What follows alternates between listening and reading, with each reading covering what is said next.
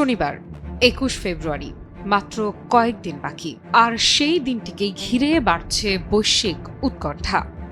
যুক্তরাষ্ট্র কি সত্যি হামলা চালাতে যাচ্ছে ইরানে?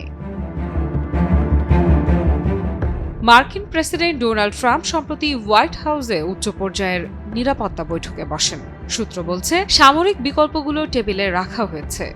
আকাশপথ, নৌপথ নাকি সীমিত লক্ষ্যভিত্তিক হামলা, সবই রয়েছে আলোচনায়।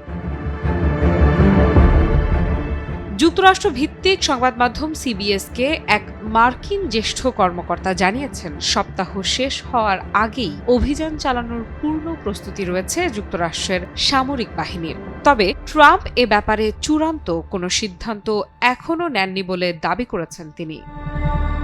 প্রস্তুতি আর সিদ্ধান্ত, এই দুইয়ের মধ্যে এখনও একটি সূক্ষ্ম দূরত্ব আছে। প্রশ্ন হলো, কি সেই দূরত্ব? হোয়াইট হাউস এখন বিশ্লেষণ করছে সম্ভাব্য হামলার জবাবে ইরান কি করতে পারে। ইরান কি সরাসরি পাল্টা হামলা চালাবে, নাকি তাদের আঞ্চলিক মিত্রদের সক্রিয় করবে? উদ্বেগের জায়গা শুধু দুই দেশের মধ্যে সীমাবদ্ধ নয়, পুরো মধ্যপ্রাচ্য কি আবারও অগ্নিগর্ভ হয়ে উঠবে? তেল বাজারে প্রভাব পড়বে? বৈশ্বিক অর্থনীতি কি কাঁপবে? হাজারো প্রশ্নের অস্তিত্ব দৃশ্যপটে।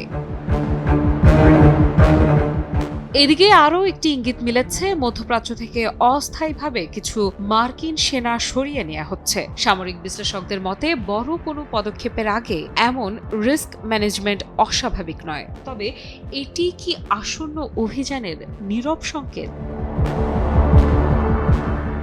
সূত্র বলছে, সবকিছু এখন ডাইনামিক। প্রতিটি ঘন্টায় বদলাতে পারে সিদ্ধান্ত। সামরিক মানচিত্রে চিহ্নিত টার্গেট, গোয়েন্দা তথ্য, আঞ্চলিক প্রতিক্রিয়া সবই নতুন করে পর্যালোচনা হচ্ছে। সবচেয়ে বড় প্রশ্ন, এসব কি কেবল কৌশলগত চাপ সৃষ্টি, নাকি সত্যি এই শনিবারই শুরু হতে যাচ্ছে নতুন এক সামরিক অধ্যায়? আফরিদা ইফরাত, নিউজ 24।